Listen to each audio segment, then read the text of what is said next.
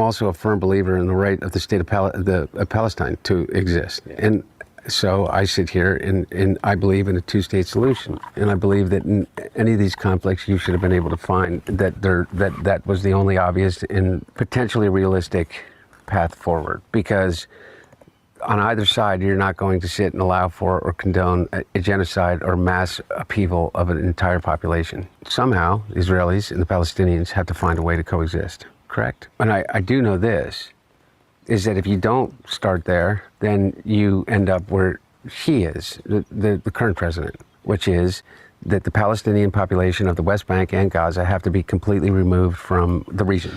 Right.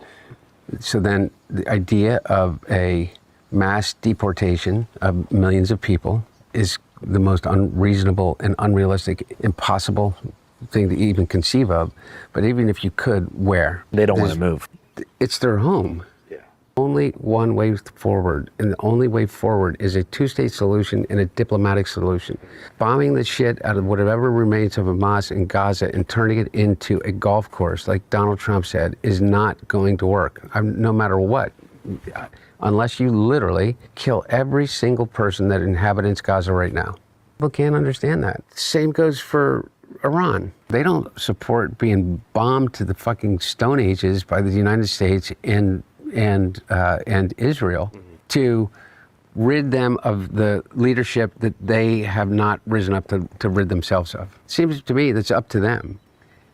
And Bibi Netanyahu has been promising us that Iran was on the verge of a nuclear weapon for, what, 22 years now? Longer than that. I think he first wrote it in a book that they were months away from a nuclear weapon in 1996. And then he said it again in 2000, and then he did it in 2004, and then he did it during the Iraq War, and then he did it a few months ago, and then he did it a few weeks ago, and then he dropped bombs. But he's been wrong every time, but he's the boy who cried wolf. And one day the wolf is going to, the wolf is going to be pushed. They have no other option. Anybody think that Bibi Netanyahu is not doing this to save his own ass so that he doesn't end up in jail? Because he has a favorability rating inside of Israel of about 22%, that the Knesset is completely in disarray. Look, here's the real question I have, and this get me in trouble, not to relate to anybody but Bibi Netanyahu. If the Mossad had the plans for the October 7th attack a year before it occurred, why were you not prepared? Why did you not have soldiers in the southern part of Israel where the attacks occurred for like up to 7 to 12 hours?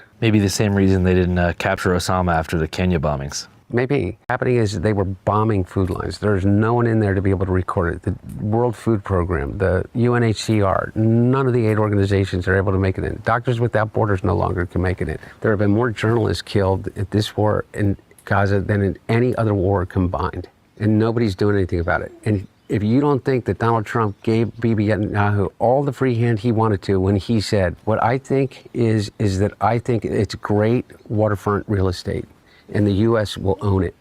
Literally said that. And so I do really ask you, where are all those young people that I saw show up en masse on campuses in front of the White House every single day? There were hundreds of people outside of the White House chanting Genocide Joe. Where are they today? Because it's 10 times worse than it was, and the end is near.